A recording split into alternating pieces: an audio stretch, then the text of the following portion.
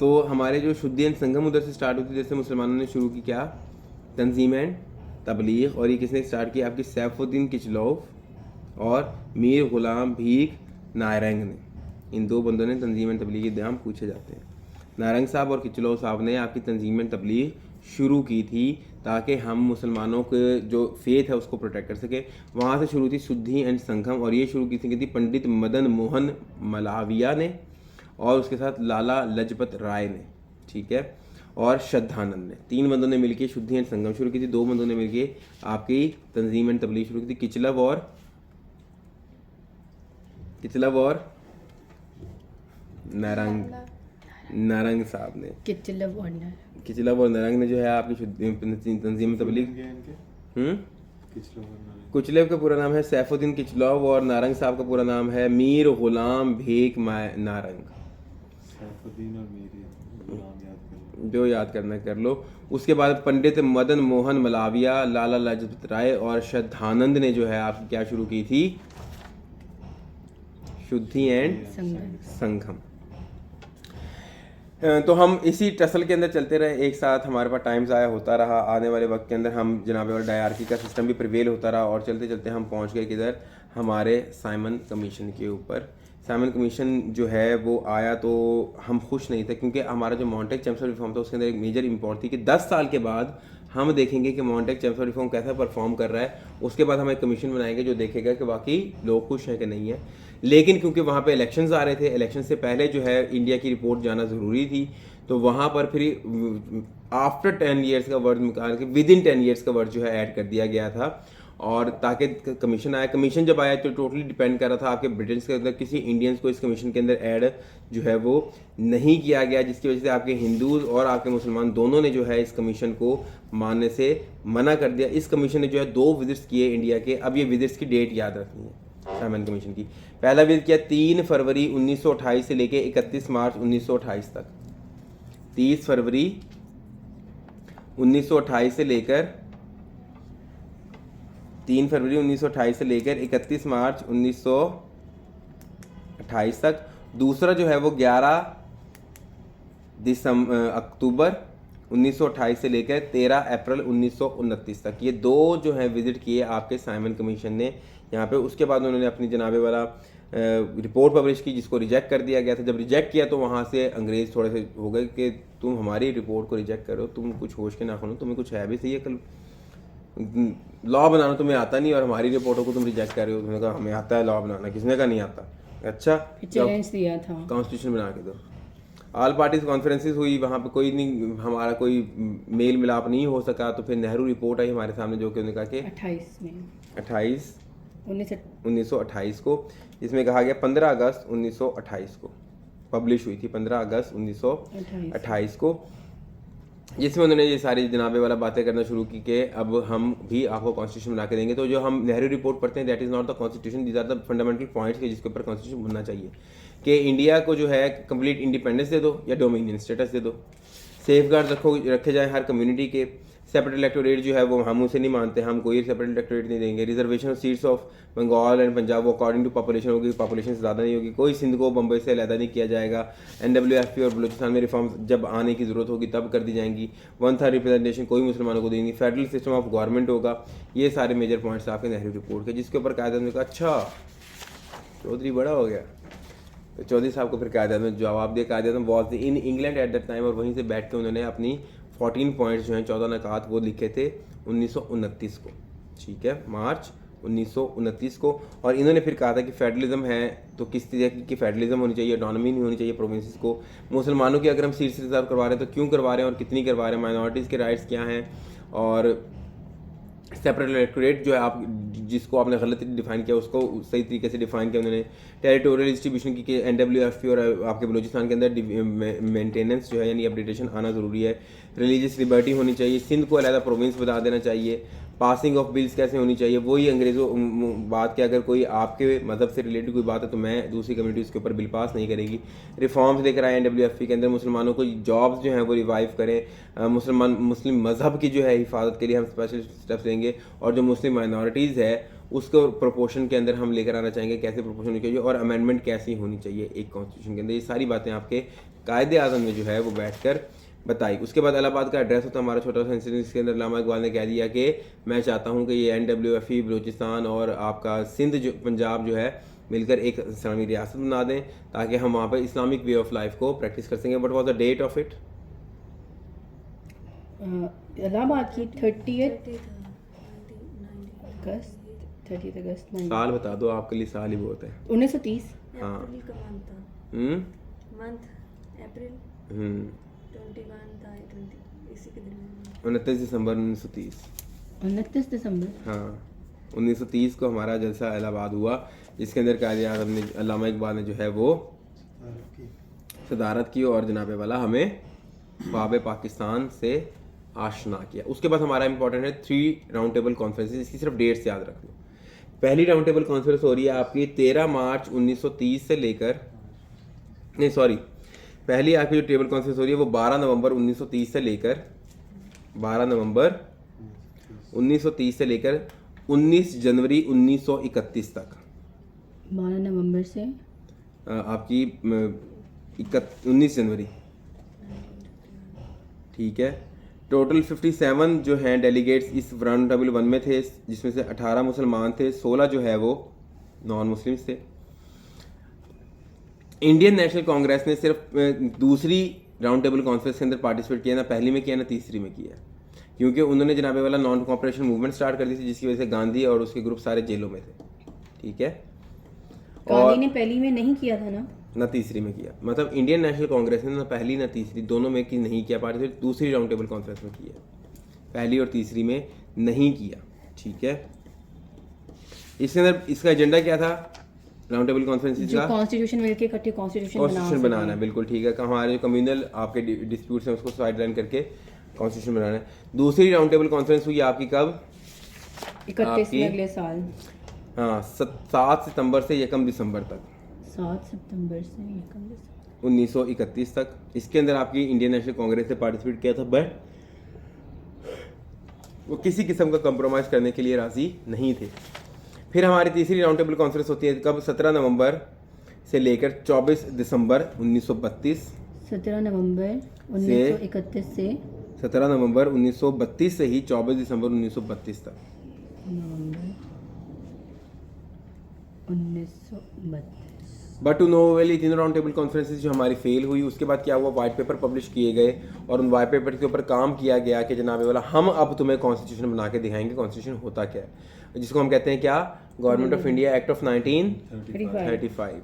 इसके अंदर क्या हुआ, टोटल जो साइमन कमीशन की रिपोर्ट को देखा गया, माउंटेन चांसलर की जो हमारे पास आए थे वो देखा गया, 3 राउंड टेबल कॉन्फ्रेंसेस को देखा गया, फिर वाइट पेपर के ऊपर रिकमेंडेशन हुई कि किस तरह का आइन हमने बनाना है, फिर ब्रिटिश कमेटी के बाद यानी HOC हाउस ऑफ कॉमन्स के अंदर पेश किया गया अप्रैल 1933 को।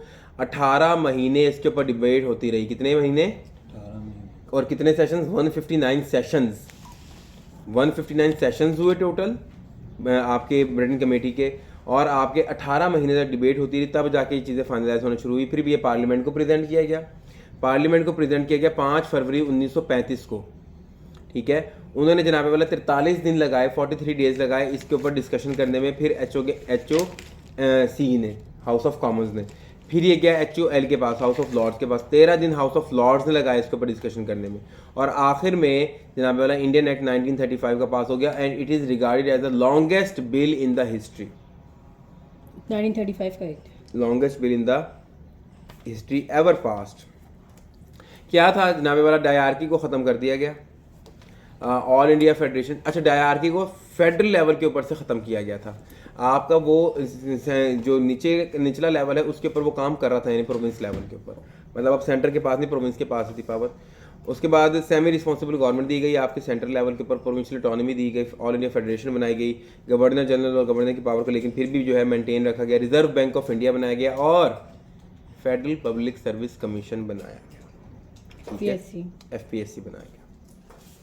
ये हमारे इंडियन एक्ट के मेजर हमारे सीधा नकात थे। इसके अंदर बता देता हूँ आपको, जो बाई कैमरल लेजिस्लेचर था उसका जो upper house of council of state, lower house Indian legislative assembly, upper house का जो है वो जो है हर 3 साल बाद, 6 साल मेंबरशिप, हर 3 साल बाद 1/3 रिटायर हो जाएंगे। 260 मेंबर्स थे टोटल आपके अपर हाउस के, जिसमें से 156 जो थे वो ब्रिटिश इंडियंस थे और 104 इंडियन स्टेट्स से आएंगे, यानी कि 156 आएंगे सूबों से और 104 आएंगे इंडियन आज़ाद रियासतों से। लोअर हाउस की असेंबली 5 साल टेन्योर, 375 मेंबर्स, 375 मेंबर्स, 250 हैं वो कौन है, ब्रिटिश इंडियन यानी कि सूबों से आएंगे, और 125 जो हैं वो नॉमिनेट किए जाएंगे by the princely states lower house के अंदर। ये चीज़ें बस इसकी याद करने वाली हैं। उसके बाद हम आगे वो करते हैं, हमारे आ जाता है कांग्रेस राज 1937 से 1939, 2 साल तक जो कांग्रेस मिनिस्ट्रीज चली। उसके अंदर क्या हुआ कि जनाबे वाला इलेक्शंस हुए 1935 के एक्ट के मुताबिक। इंडियन नेशनल कांग्रेस ने स्वीप किया और स्वीप करने के बाद हुकूमत बनाई। हुकूमत बनाने के बाद उन्होंने फिर अपना असल चेहरा दिखाना शुरू किया, मुसलमानों के ऊपर अट्रॉसिटीज़ करना शुरू किया। वंदे मातरम को उन्होंने जो है नेशनल एंथम करार दे दिया, तिलक राज शुरू कर दिया। वर्धा एजुकेशन सिस्टम के अंदर आपके स्कूलों के अंदर आपकी जनाबे वाला माताओं की पूजा करवाई जाती थी बच्चों से, मुसलमान बच्चों को तिलक लगाया जाता था, वंदे मातरम का तराना गवाया जाता था। उसके बाद आपके मस्जिद के स्पीकर के ऊपर पाबंदी लगा दी गई, गाय की ज़िबा करने के ऊपर पाबंदी लगा दी गई। मतलब हर वो चीज़ जो मुसलमानों का कल्चर थी, जो मुसलमानों की पहचान थी, उसके ऊपर पाबंदी लगा दी गई। उर्दू ज़ुबान को जो है उसको कंप्रोमाइज़ करना शुरू कर दिया। तो ये सारी चीज़ें होती गई। अल्टीमेटली हमें आज़ादी कैसे मिली, इनसे मिनिस्ट्री से आज़ादी कैसे मिली? वो मतलब कि खुद उन्होंने बाइकआउट किया था कि वहाँ पे शुरू हो गई थी जंग, मतलब कि वर्ल्ड वॉर 2 मेरे ख्याल से वर्ल्ड वॉर 2 स्टार्ट हुई है। तो इधर इन्होंने क्या मतलब कि मिनिस्ट्री से रिज़ाइन कर दिया था, क्योंकि ये अब वो इनके साथ मांग रहे थे। अब इनको पता था हम प्रेशराइज़ कर सकते हैं इंडिपेंडेंस के लिए। इन्होंने सिर्फ शोखी में किया था रेजिग्नेशन की हमारी बात मानी जाएगी, और फिर हमने डे ऑफ डिलीवरेंस बल्कि बनाया था जब इन्होंने रिज़ाइन किया, लेकिन वो इन्हीं के ही मतलब आड़े आ गई ये चीज़। बात ये थी कि जब इनको पता लगा कि हम मेजॉरिटी में आ गए, गवर्नमेंट तो बनानी है, इलेक्शंस के ऊपर इतना पैसा जो बना लिया, तो इन्होंने कहा कि तुमने जो गवर्नर जनरल और गवर्नर्स को जो ओवर पावर किया हुआ है, गवर्नर बिना हमसे मशवरा किए कोई स्टेप नहीं लेगा, ठीक है। उन्होंने ब्रिटिश ने कहा हाँ ठीक है मानेंगे, तुम्हारी बात भी मानेंगे, तुम गवर्नमेंट बनाओ। उन्होंने गवर्नमेंट बना ली, 2 साल तक चलती रही। अब क्या हुआ, वर्ल्ड वॉर 2 के अंदर क्या हुआ, इंडियन ब्रिटिशर्स को फौजियों की ज़रूरत पड़ी। तो इनका भाईजान हमें तो चाहिए फौजी, अपने फौज में बंदे भर्ती करने। इनका भाईजान उन्होंने कहा था अपनी पावर का इस्तेमाल नहीं करोगे, हमसे पूछो, हमें रिक्वेस्ट करो, हमसे बात। उन्होंने कहा भाई हो जुम्मा 2 दिन हुए नहीं हुकूमत करते हुए, हमसे पूछने आ रहे हो। तो वहाँ पे फिर आपके गवर्नर जनरल ने जो है बाईपास करके आपकी लेजिस्लेचर को उन्होंने कहा था कि भाईजान मैं इतने बंदे फौज में भर्ती कर रहा हूँ। तो यहाँ पर ये चौड़े हो गए कि भाई ये काम गलत है। इन्होंने फिर रिज़ाइन किए, वो रिज़ाइन फिर उन्होंने एक्सेप्ट भी कर लिए। तो हम इसको कहते हैं डे ऑफ डिलीवरेंस। डेट क्या है? 22 दिसंबर 1939। 22 दिसंबर अक्टूबर 1939। 22 अक्टूबर 1939 को हम डे ऑफ डिलीवरेंस, नहीं 22 अक्टूबर 1939 को रिज़ाइन किया था, और हम इसी डे को डे ऑफ डिलीवरेंस के तौर पे जो है वो एक्सेप्ट करते हैं। से दिसंबर 22 अक्टूबर को रिज़ाइन किया था, अभी कंफर्म है। डे ऑफ डिलीवरेंस देख लेना कब बनाया था। 22 अक्टूबर 1939 को रिज़ाइन किया था, ये हमें पता है। अच्छा, उसके बाद जनाबे वाला हमारे आगे छोटे छोटे इंसिडेंट से कायदे आज़म मैच्योर हो गए। उन्होंने देखा कि अब जनाबे वाला कुछ नहीं हो सकता सिवाय आपके अलहदा उसके। तो हमारी लाहौर रेजोल्यूशन आ रही है कब आई? 1940। डेट 23 से 24 मार्च। 23-24 मार्च 1940 पेश की गई थी 23 मार्च को, इसलिए हमने वहाँ पे मीनार पाकिस्तान बनाया। मीनार पाकिस्तान की हाइट 96.8 क्या? मीटर। नहीं 70 मीटर, 70 मीटर है, उस दिन देखा भी था।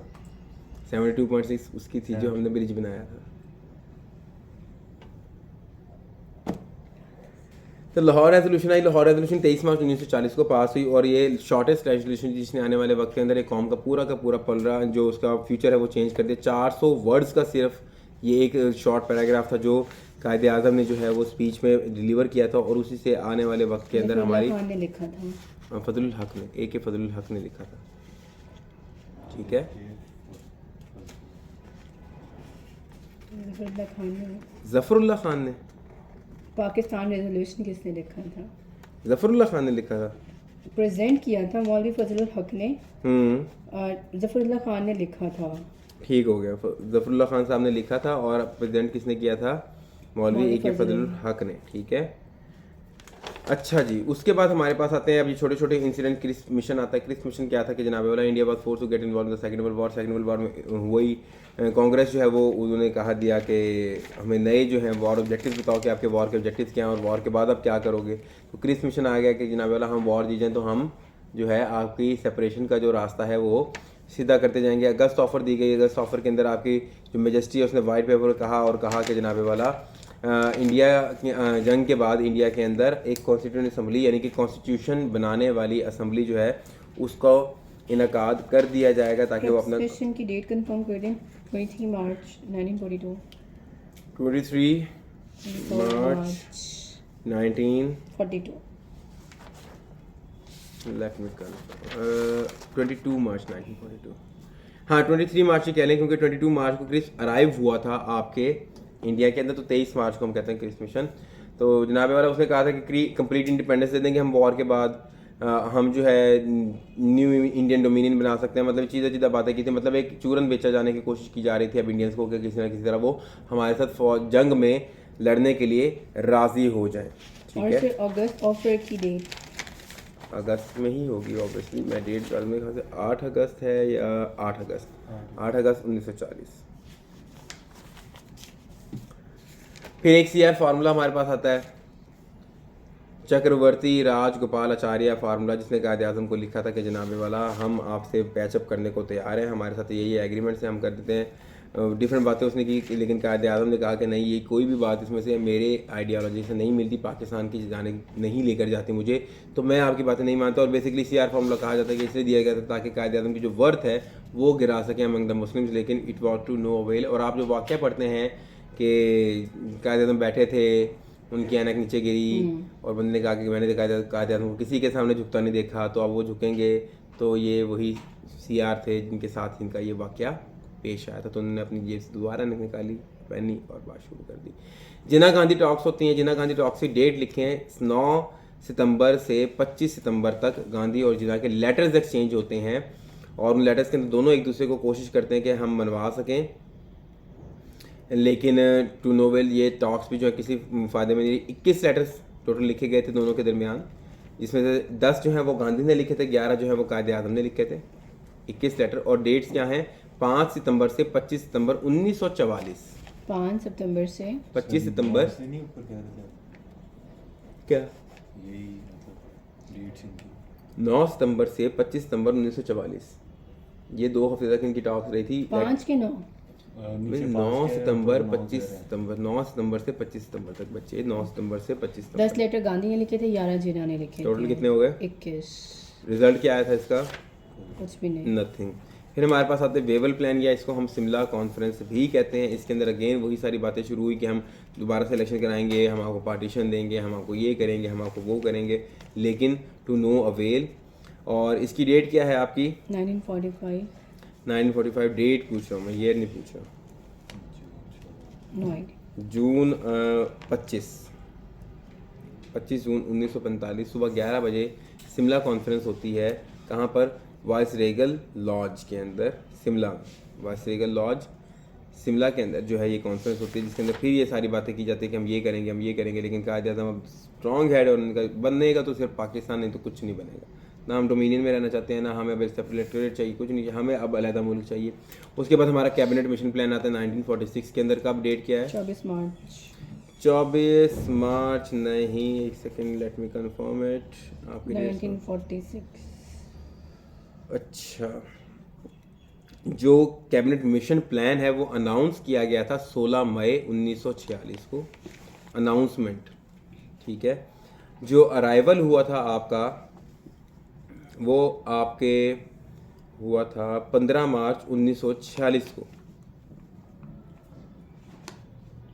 ठीक है। ओके। 3 मेंबर्स थे, लॉर्ड पेथविक लॉरेंस, एवी हाँ, अलेक्जेंडर, सर स्टैनफोर्ड। 3 बंदे थे, AV Alexander, Pethick Lawrence, Stafford Cripps. ठीक है। इसको कहते हैं कैबिनेट मिशन प्लान। इन्होंने भी आके फिर वही चूरन बेचना शुरू किया कि हम यूनियन ऑफ इंडिया बना देंगे, हम यूनियन ऑफ प्रोविंसेस कर देंगे, रेजिडेंट पावर जो है वो हम प्रोविंसेस को देंगे, कॉन्स्टिट्यूशन असेंबली भी बनाएंगे, कॉन्स्टिट्यूशन बनाएंगे, बस अभी जंग में हमारे साथ रहो, तंग ना करो, इंटरिम गवर्नमेंट भी बनाएंगे। तो इंटरिम गवर्नमेंट के ऊपर मामला जो हमारे थोड़े तय पाने लगे, ठीक है इंटरिम गवर्नमेंट में आगे की बात देखेंगे। तो इंटरिम गवर्नमेंट बनी, इंटरिम गवर्नमेंट के ऊपर मसला ये था कि टोटल कितने मेंबर्स होने चाहिए। जो माशाल्लाह आपका नेहरू साहब थे वो अपनी मोनोपली चलाना चाह रहे थे, आपका जो लॉर्ड लगा हुआ था वो अपनी मोनोपली चला रहा था, और मुसलमान कुछ और चाह रहे थे। तो फाइनली जो प्लान दिया गया, मतलब पहले आपके वासे ने पूछा कि मुसलमान और हिंदू आपस में आप मशवरा कर लो क्या होना चाहिए।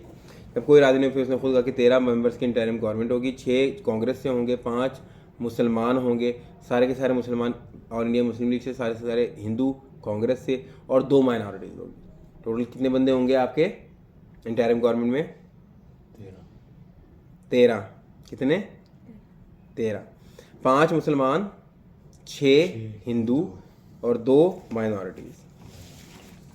अच्छा, 16 जून 1946 को जो है आपके ऑल इंडिया मुस्लिम लीग की जो वर्किंग कमेटी है वो राज़ी हो गई इंटरिम गवर्नमेंट को ज्वाइन करने में, लेकिन कांग्रेस ने जो है वो रिफ्यूज़ कर लिया। पहले कांग्रेस ने एग्रीमेंट दी कि हम ज्वाइन करेंगे, फिर मुसलमान ने भी एग्रीमेंट दे दी।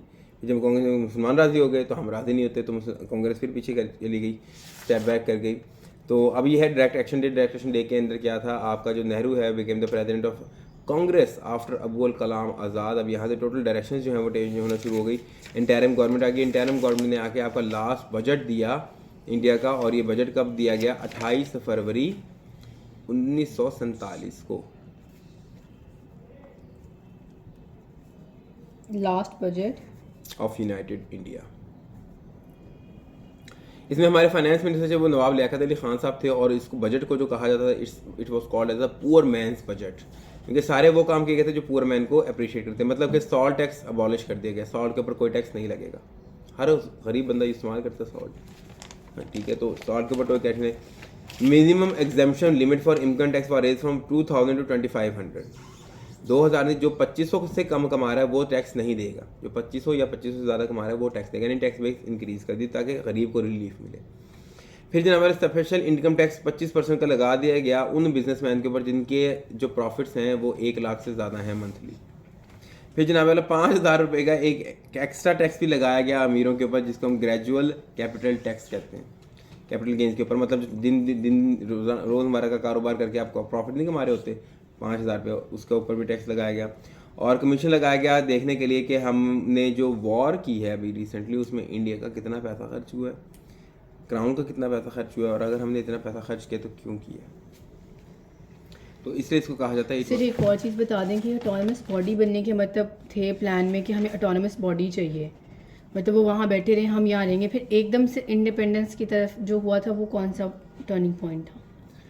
हम जो है ऑटोनमस की जो बात कर रहे थे वो हमारे लिए कंप्रोमाइजिंग थी, और हम नहीं जो है उसको फ्यूचरिस्टिकली देख रहे थे, क्योंकि जो वो बात थी ना ऑटोनमस के अंदर, फिर आपको सूबों से अलग नहीं किया जाता, कोई डिमार्केशन ऑफ बाउंड्री नहीं होती। नहीं मतलब कि एज अ कॉलोनी, मतलब जैसे डोमिनियन स्टेटस कहते हैं, वो 35 तक था। मैं ये पूछना चाह रही हूँ पिवटल पॉइंट कब था जब हमने कहा कि हमें डोमिनियन स्टेटस अब नहीं चाहिए, अब हमें मतलब सेपरेशन पूरा इंडिपेंडेंट इंडिया चाहिए। 1940 के अंदर हमने मुसलमानों ने सोच रहे थे कि हमने इंडिया को वो तो divide हमें करना पाकिस्तान चाहिए था ना, मतलब अच्छा। सबने कलेक्टिवली कब सोचा कि अब हमें डोमिनियन, हम कॉलोनी नहीं बन के रहेंगे, है।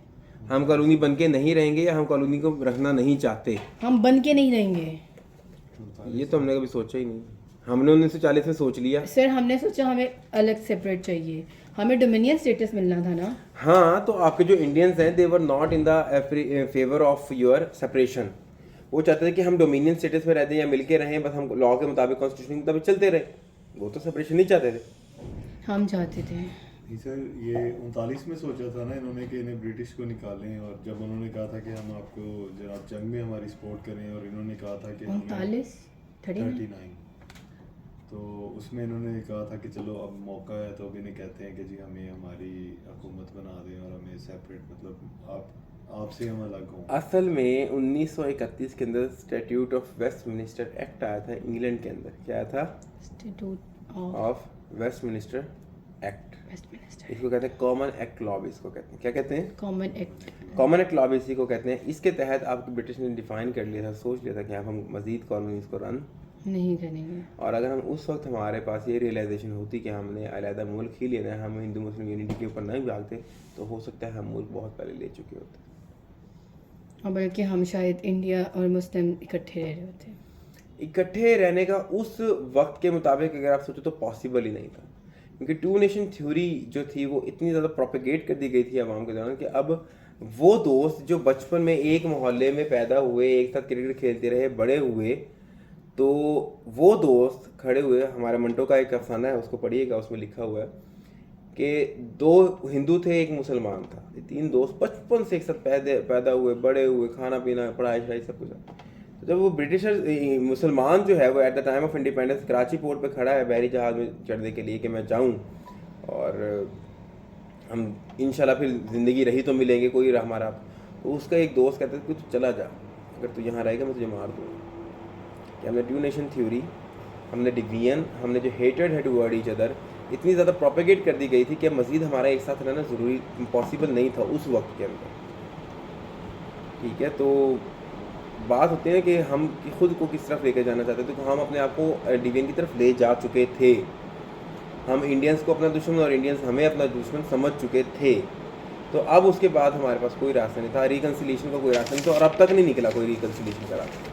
सर ये जो कत्ल वारदात हुई थी तो हिजरत के बाद ये शुरू किधर से हुई थी, पाकिस्तान से या यार इसकी तो कोई एविडेंसेस नहीं है, क्योंकि कम्युनिकेशन लाइन वीक थी। इधर से भी ट्रेन चल रही है, उधर से भी ट्रेन चल रही है, अब उन्होंने पहले मारा या हमने पहले मारा, they are no evidence. Being a Pakistani हम कहते हैं कि हमारी एक ट्रेन आई थी पूरी कत्ल की हुई, एक 6 साल का पता नहीं 6 महीने का पता नहीं 8 महीने का बच्चा उसमें जिंदा था, बाकी पूरी ट्रेन जो आई उसमें कत्ल हुए थे, सारे मर्द औरत बच्चे बूढ़े सब किल्ड।